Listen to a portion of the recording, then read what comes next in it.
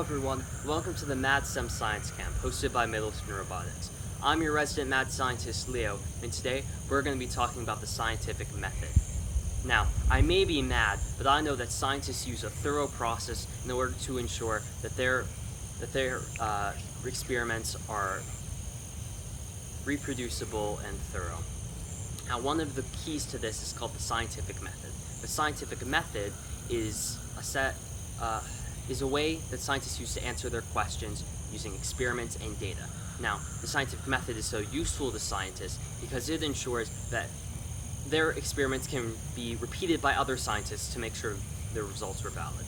Now, the scientific method helps answer questions varying from what will float in water to what paper airplane will fly the farthest distance, what shape. And we're going to use the scientific method today to teach you. We're going to go through and teach you about it on the way. Now, the first step of the scientific method is to ask a question. This question should be specific and set up in such a way that if you tweak one thing called the independent variable, it'll measurably affect something that, well, you can measure, called the dependent variable. In our paper airplane example, that's going to be how we change the shape of the paper airplane, and that will measurably change how far it flies. The next step of the scientific method is to conduct background research. Now, this background research will help us to make an educated guess that we'll test in our experiment later. Now, when I was doing background research for our experiment up and coming, I found out that thrown things that are pointed like darts, the narrow, sharp, that they tend to not get caught up in air resistance, while big flat things with special wings like airplanes tend to get pushed up by the air as they fly along. Now, this step is where things start to get fun. Using our background research, we're going to make an educated guess about what the results of our experiment will eventually be. This guess is called the hypothesis. Hypothesis is crucial to the scientific method, as it is what we are testing in our experiment to figure out if we are right or if we're wrong. Now, in our best guess for this experiment with our paper airplanes, we use if-then form for our hypothesis. As in, if, for my educated guess based on our research about darts, I guess that if the paper airplane shape is narrow, then it will fly the farthest of all the airplanes. Now, time for the fourth step of the scientific method, where we actually get to conduct our experiment.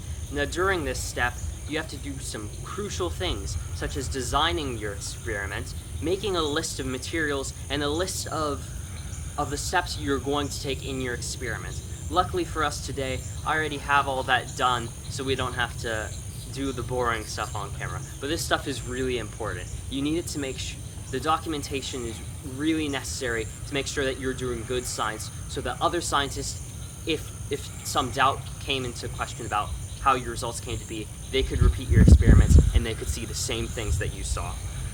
Now let's throw these paper airplanes, shall we? Alright, I moved our table out of the way for the experiment, but it's time to collect our results. The fifth step, collecting and analyzing data. Now, as we can see, our worst performer was our just crumpled up paper ball. This only flew in 11 feet. We can see our glider-based plane. From measured about from where I threw it near where the camera was, it flew 22 feet. And our dart plane. Our dart plane flew 23 feet, a full 1 foot more than the glider did.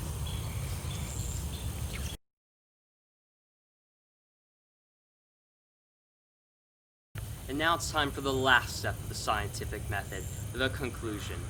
In the conclusion, we look back at our hypotheses and see were we correct. We compare this based off the truths we uncovered in our experiment. In this case, yes, we were correct. And because of the sharp dart shape of our paper airplane, we flew the farthest. And although not far behind the glider step, much better than our example of a non-folded plane, such as the crumpled paper ball. In review, we learned about the independent and dependent variables, how to ask a good hypothesis, and more as we learned about the steps of the scientific method.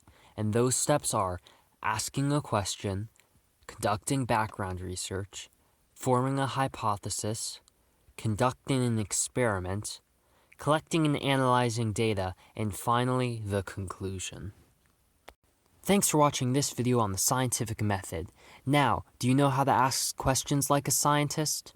Make sure to catch our other camp videos for more fun experiments and science.